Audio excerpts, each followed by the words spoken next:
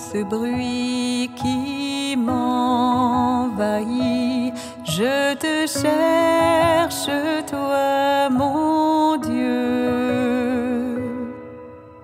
Je te prie et me confie, je me tourne vers les cieux.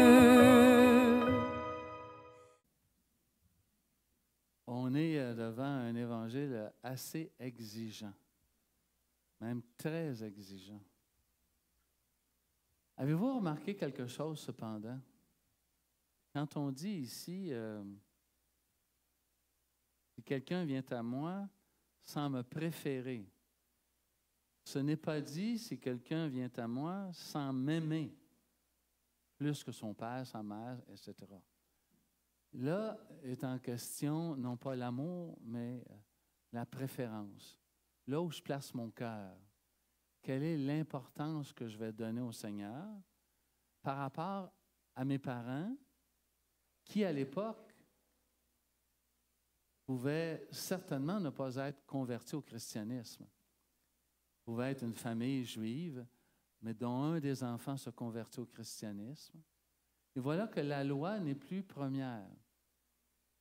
C'est maintenant l'être humain qui devient premier. Je ne dis pas que nos frères juifs ne veulent pas faire passer la personne en premier, mais ils ont la contrainte d'une loi. Chez nous, chez les catholiques, par exemple, en avant, on a un tabernacle, et dans le tabernacle, c'est la présence même du Christ, la présence de l'amour, celui qui a donné sa vie. Mais si on était dans une synagogue, nous serions devant les rouleaux de la loi. Donc, la loi imprime quelque chose de plus fort que le Christ lui-même comme sauveur. C'est suivre la loi qui fait le salut et non pas le Christ. Et Jésus va dire, c'est l'être humain qui est premier et non la loi qui est premier.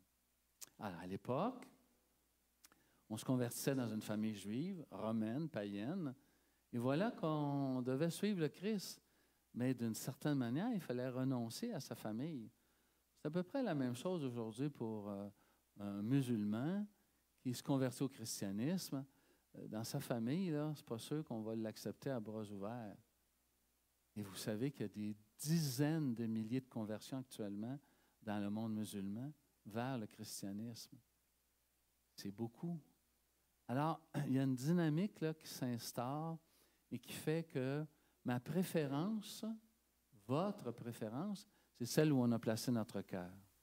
Ça ne veut pas dire de ne pas aimer papa, maman, frères et sœurs. Ça ne veut pas dire de ne pas aimer. Ça veut juste dire que j'ai une préférence. Si, par exemple, vous savez, j'ai travaillé en prison comme aumônier. J'ai rencontré des personnes, des femmes, dont les parents étaient déjà des consommateurs de drogue et des parents qui détournaient la loi. Et quand les enfants se convertissent, ce n'est pas ce genre de vie-là auquel ils sont appelés. Donc, ils vont choisir, ils vont préférer suivre le Christ plutôt que de suivre les petites traditions de la famille qui ne sont pas honnêtes. Alors, il y a plein de situations comme ça qui peuvent arriver, surtout au début du christianisme, où on était confronté à des conversions dans des milieux soit païens ou dans des milieux légalistes.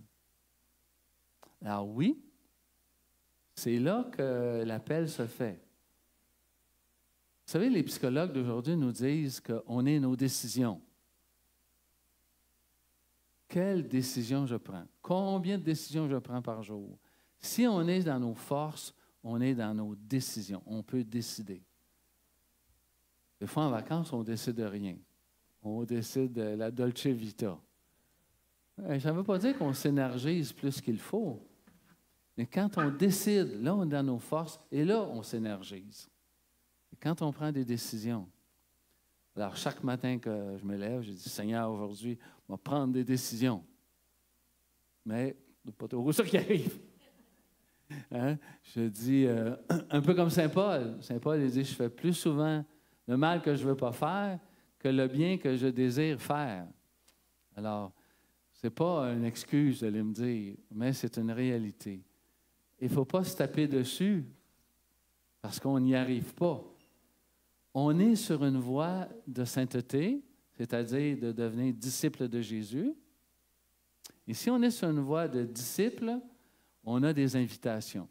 Celle de renoncer à tout ce qui nous appartient pour être son disciple. Ça veut dire pas nécessairement de tout vendre, comme saint François d'Assise l'a fait, mais de mettre à la disposition ce que l'on a pour nos frères et sœurs.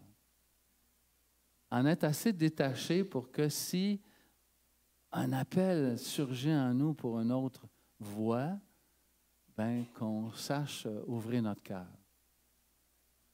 Être disciple, c'est se disposer intérieurement à ce que notre cœur considère que le Christ, c'est vraiment celui qui est au centre de notre vie. C'est refaire des choix, redécider à tous les jours.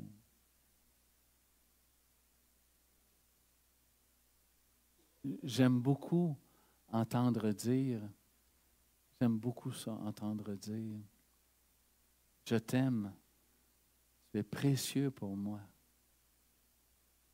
Tu as de la valeur à mes yeux. Je te tiens dans la paume de ma main. Viens avec moi, suis-moi et tu verras. Tu verras les merveilles de Dieu si on accepte de le suivre. Et tout ça, saint Augustin le résume en un mot. C'est fort ça. Mais il faut être vraiment dans cet esprit-là. Aime et fais tout ce que tu veux. Aime et fais tout ce que tu veux. Seigneur, j'aimerais aimer mes frères et sœurs. Pendant ces quelques secondes, nous allons prier les uns pour les autres.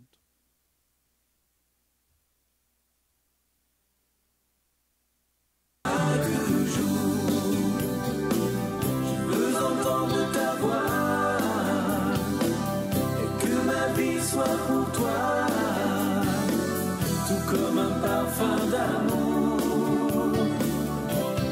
Chaque jour, je veux marcher dans tes voies, chaque instant, à chaque pas, et vivre de ton amour.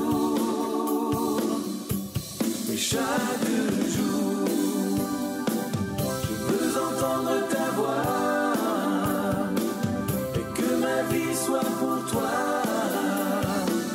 tout comme un parfum d'amour que je répands chaque jour.